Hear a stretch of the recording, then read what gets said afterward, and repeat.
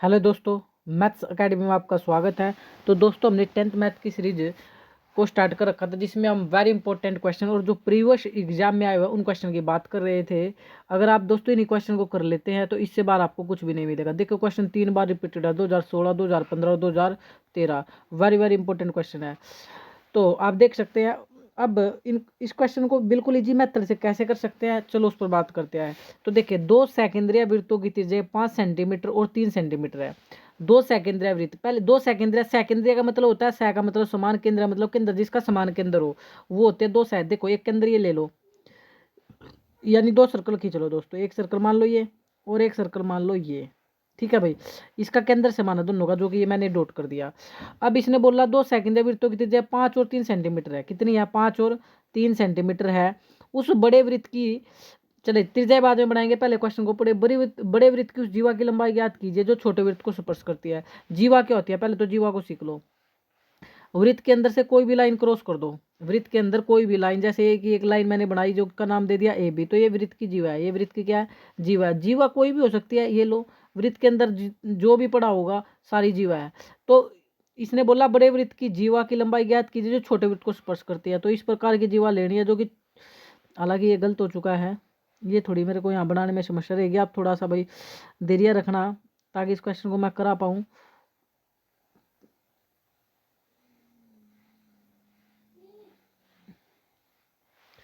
नहीं भाई, ये दिक्कत आएगी इसमें क्वेश्चन को करने में।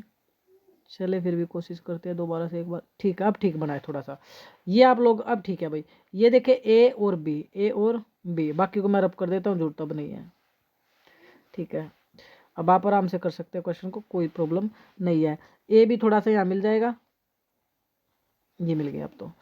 चले भाई, ये जो ए बी देख रहे हैं, ये बड़े वृत्त की जीवा है जो छोटे वृत्त को क्या करती है? स्पर्श। अब ये केंद्र था, तो आप एक काम करें, अब ये मान लो केंद्र था, ये ले लो, कोई प्रॉब्लम नहीं है। केंद्र से एक लाइन यहाँ गुजार दो, और केंद्र से एक लाइन यहाँ गुजार दो। ठीक है, ये दो रेडियस भी हो गई। एक रेडियस कितनी है? ये 3 सेंटीमीटर है दोस्तों, और ये आपकी 5 सेंटीमीटर है। ये कितनी है? 5 सेंटीमीटर है। और बड़े वृत्त की जीवा निकालनी है जो छोटे वृत्त को स्पर्श करती है। तो अब आप क्वेश्चन कैसे स्टार्ट करेंगे? देखिए, बड़ा ईजी है। सबसे पहले तो आप नाम दे सकते हैं, ये ओ वृत्त का केंद्र हो गया, ये पी हो गया पॉइंट, कोई दिक्कत नहीं है। अब अगर आप ध्यान से देखें, एक रूल होता है हमारे पास, तिरजा और स्पर्शिका के बीच 90 का कोण होता है। तिरजा और स्पर्श, ये देखिए ओपी तिरजा है। ओपी क्या है? तिरजा, जिसको मैं हाईलाइट करके आपको दिखाता हूँ। ओपी तिरजा है, ओपी क्या है? तिरजा है। ठीक है भाई, और ये ए पी, जिसको मैं अब हाईलाइट कर दूँ तो कोई प्रॉब्लम नहीं है। ए पी क्या है? हमारे पास स्पर्शिका। तो तिरजा और स्पर्शिका के बीच 90 कोण होता है। तो यहाँ पर पी पर 90 डिग्री का एंगल है। कितने का एंगल है? 90 डिग्री का एंगल है।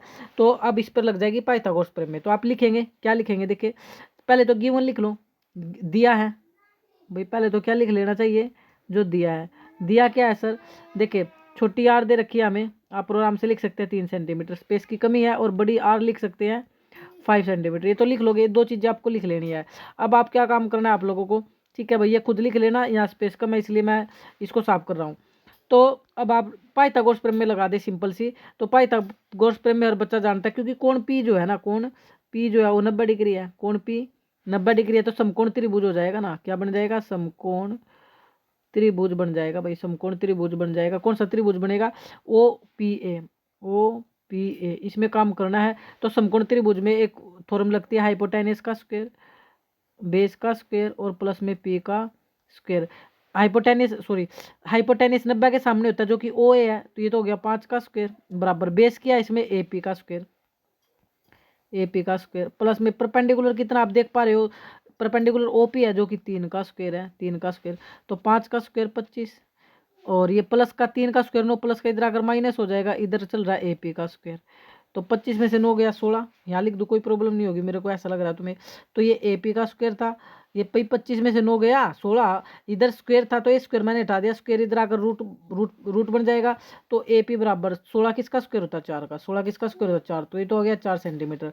लेकिन आप लोगों से क्या पूछा था? बड़े वृत्त की जीवा, जीवा ए पी है या ए बी है? पहले बताओ सर। जीवा तो ए बी है। जीवा तो क्या है? ए बी है। तो ए बी निकाल लेंगे कैसे सर? बिल्कुल आसान है। जो ए बी होगा ना, वो ट्वाइस होगा किसका? ए पी का। किसका? ए पी का। तो कर दो बस 2, और ये कितना आया था? अभी आया था 4, तो 4 दूनी 8 सेंटीमीटर, 8 सेंटीमीटर। लेकिन यहाँ पर एक रीजन आपको देना पड़ेगा भाई, ये 2 कहाँ से ले आए सर? 2 ए पी, ये तो बताना ही पड़ेगा कि ये दो कहाँ से ले आए, ये दो कहाँ से ले आए, मतलब AP ये दो कहाँ से लेगा। एक रूल होता है केंद्र से जीवा पर डाला गया लंब जीवा को दो बराबर भागों में बांटता है, यहाँ से लेकर आए। केंद्र से जीवा पर डाला गया लंब जीवा को दो बराबर भागों में बांटता है। ठीक है भाई, ये रूल आप लिख लेना। केंद्र से जीवा पर डाला गया लंब, मैं नहीं लिख रहा हूँ, मैं बस केंद्र शब्द लिख देता हूँ। केंद्र से, चलो पूरा लिख देता हूँ आप लोगों के लिए। जीवा पर डाला गया लंब, ये लंब का साइन होता है। केंद्र से जीवा पर डाला गया लंब जीवा को दो बराबर भागों में बांटता है, जीवा को दो बराबर टुकड़ों में बांटता है। ये पूरा आप लोग लिख लेना। तो इसलिए यहाँ 2 से गुणा कर देंगे, ये हमारा आ जाएगा 8 सेंटीमीटर। चलिए अब नेक्स्ट क्वेश्चन पे बात करते हैं। आओ, सिद्ध कीजिए कि किसी बाह्य बिंदु से वृत्त पर खींची गई स्पर्शरेखाओं की लंबाई बराबर होती है। मोस्ट इंपोर्टेंट क्वेश्चन है भाई, गली का बच्चा इस क्वेश्चन को जानता है, तो आपको तो पता ही होना चाहिए भाई। चले भाई, कैसे सर कैसे करेंगे इसको वो भी देखते हैं। सिद्ध कीजिए कि किसी बाह्य बिंदु से वृत्त पर खींची गई स्पर्शरेखाओं की लंबाई बराबर होती है। तो एक पहले तो एक सर्कल बना लो भाई, ये बना लिया सर्कल। एक बाह्य बिंदु ले लो, एक बाह्य बिंदु ले लो और इस बाह्य बिंदु से दो स्पर्शरेखा खींच दो जो कि आपके सामने चलती चलती रुक गई, चलती चलती रुक गई, अब आ गई। ये मान लो A था, ये मान लो B था, ये मान लो C था। तो ये आप स्पर्शरेखा है, तो आप बच्चा जानता है स्पर्शरेखा क्या होती है। सर देखो स्पर्शरेखा है तो यही तो होती है जो कि इससे लगती जाती है वृत्त से। तो ये स्पर्शरेखा ही तो है जिस पर ये जो पॉइंट आप देख रहे हो ये आपका स्पर्श बिंदु होता है। यानी जो सर्कल के बाहर होती है ना वो स्पर्शरेखा होती है, लेकिन वो टच करती जाए किसको, सर्कल को, एक ही बिंदु पर टच करेगी, इसको बोलते हैं स्पर्शरेखा। समझ आया होगा होपफुली आपको ये तो ये तो आपको समझ ही आ गया है। ठीक है, अब क्या काम करते हैं, क्वेश्चन पर आते हैं। अब ये तो हो गया। अब यहाँ पर एक केंद्र भी था कहीं ना कहीं, तो इसको B को इस केंद्र से और इसको भी इस केंद्र से, तो केंद्र को फिलहाल ये P मान लो भाई। केंद्र को क्या नाम दे दो, P। तो जो सिद्ध करना है पहले तो बच्चा उसको ही सीखे, नहीं तो फिर क्या सीखेगा वो, सिद्ध करना है। क्योंकि पहले तो बच्चे को ये पता लग जाए कि सर सिद्ध क्या करना है तो बात बनेगी भाई। देखे सिद्ध करना था कि बाह्य बिंदु से वृत्त पर खींची गई स्पर्शरेखाओं की लंबाई बराबर करनी है। स्पर्शरेखा क्या हमारे पास AB और एक क्या हमारे पास स्पर्शरेखा AC। तो हमें AB बराबर क्या करना है AC, AB बराबर क्या करना है AC। ये समझ आया होगा भाई, AB बराबर क्या करना है AC। तो ये जो AB बराबर AC हमें लेकर आना है। अब ये कैसे करेंगे, तो आप पहले तो रचना करना, A को P से मिलाना, A को किससे मिलाना, P से। ये रचना कर लोगे। मैं बता रहा हूँ लिखने का स्पेस कम है इसलिए मैं नहीं लिखूंगा भाई, आप लोग लिख लेना। रचना क्या करोगे, A को P से मिलाया लिख लोगे। अब मैं डायरेक्ट प्रमाण करता हूँ भाई, डायरेक्ट क्या करता हूँ, प्रमाण का मतलब है कि जो मेरे को काम करना है। तो मैं त्रिभुज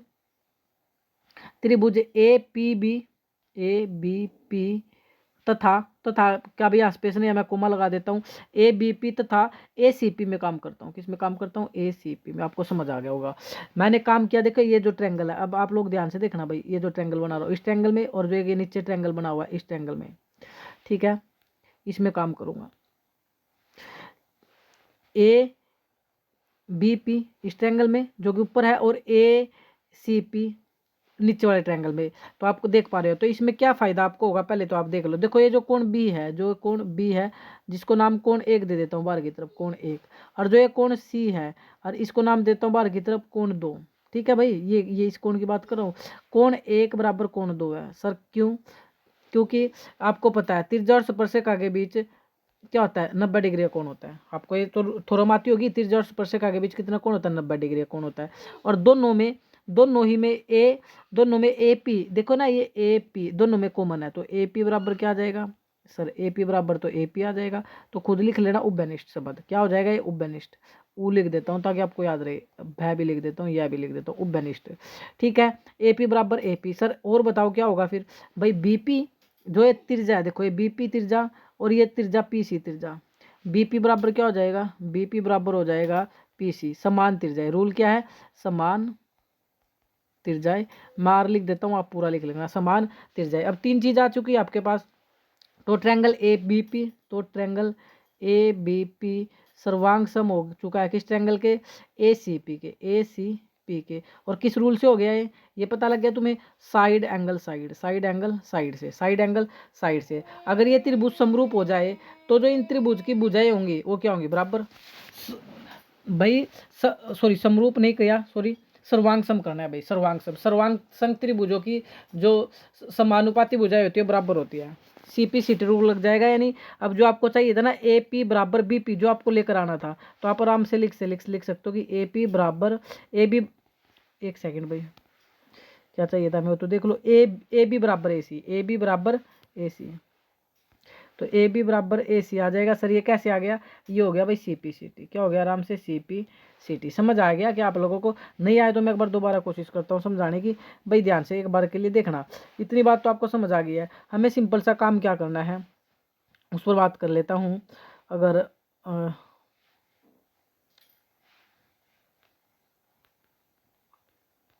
देखिए भाई एक सेकंड रुके, मैं एक बार दोबारा बताऊं तो आप लोग ध्यान से देखना भाई। देखिए एक तो एक कोण 90 डिग्री और एक ये कोण 90 डिग्री, यानी ये जो आप लोग देख रहे हैं कोण 1 बराबर कोण 2 हो जाएगा। मोटा मोटा दोबारा बताता हूँ, कोण 1 बराबर कोण 2 हो जाएगा। सेम एज इट इज ये BP समान त्रिज्याएं हो जाएंगी, BP बराबर आपका PC हो जाएगा। एक चीज़ और ले आओ सर, एक चीज़ क्या ले आओगे अब आप ही बताओ, कॉमन भी तो है दोनों में AP और AP, तो AP बराबर AP हो जाएगा। बस सिंपल सा, इतना याद नहीं रख सकते कि आप लोग? एक तो 90 डिग्री से और एक समान त्रिज्याएं और एक कॉमन, तो ये त्रिभुज क्या हो जाएंगे, सर्वांग सम। ये त्रिभुज दोनों क्या होंगे, सर्वांग सम। और जैसे त्रिभुज को आप सर्वांग सम कर दोगे दोनों को, तो जो आपको सिद्ध करना था AB बराबर AC, AB बराबर AC, ये रूल होता है CP/CT। क्या लग जाएगा हमारा, CP/CT। तो ये थोड़ा मोस्ट इंपोर्टेंट है, बहुत बार रिपीटेड है। चलिए नेक्स्ट क्वेश्चन की बात करते हैं हम। चले अब इसको देखिए, ये काफ़ी एक नंबर में काफ़ी बार रिपीटेड क्वेश्चन है भाई, एक नंबर में पूछा जाता है, इससे ज़्यादा नहीं।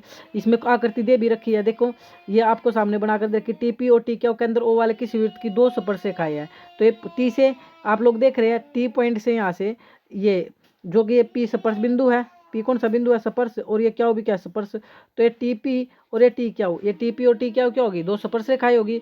PO क्या हो 110 डिग्री है, तो PT क्या पूछा है, क्या पूछा आप लोगों से, PTQ, यानी ये पूरा एंगल PTQ कितने का होगा। तो हमेशा याद रखना भाई, जब 2 स्पर्शरेखाएं होती है तो आमने सामने हमेशा 180 डिग्री का कोण बनता है। कितने का, 180 का। आमने सामने कैसे सर, इस T पर, और T के सामने कौन सा कोण है, O।